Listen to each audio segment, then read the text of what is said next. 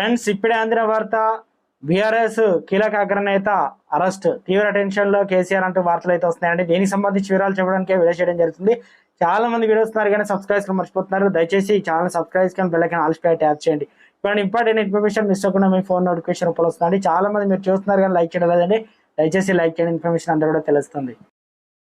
సినీ celebrity రంగంలో, రాజకీయ రంగంలోని సెలబ్రిటీలకు వ్యక్తిగత జాతకాలు చెప్పే వేణుస్వామి గురించి ప్రత్యేక పరిచయం చేయాల్సిన అవసరం లేదు.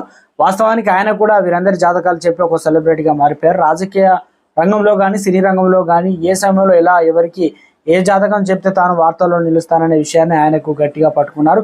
ఈ ప్రకారమే సోషల్ మీడియాలో ఇంటర్వ్యూలకు సంబంధించిన వీడియోలు కూడా విడుదల చేస్తూ ఉంటారు. తాజాగా ఆయన తెలంగాణ మాజీ మంత్రి కేటీఆర్ గురించి వ్యాఖ్యలు చేశారు. తాజాగా ఆయన చెప్పిన జ్యోతిష్యంపై భారత రాష్ట్ర సమితి నాయకులు కార్యకర్తలు ఆందోళన వ్యక్తం చేస్తున్నారు.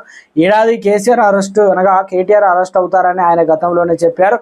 ఇటీవల ఒక కార్యక్రమంలో పాల్గొన్న వేణు స్వామి మరోసారి ఈ విషయాన్ని గుర్తు చేశారు. ఈ సంవత్సరం కేటీఆర్ తప్పకుండా అరెస్ట్ అవుతారని చెప్పారు.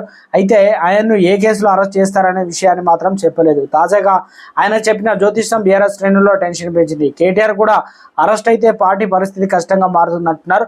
లోక్సభ ఎన్నికలు కూడా దగ్గర పడుతున్నాయని, కీలక నేతలంతా కష్టకాలంలో బీఆర్ఎస్ ను వీడి కాంగ్రెస్ లో చేరుతున్నారని, ఇక ఈ తరుణంలో వేణుస్వామి చేసిన వ్యాఖ్యలు గులాబీ పార్టీ నాయకులను కంట మీద కునుకు లేకుండా చేస్తున్నాయి.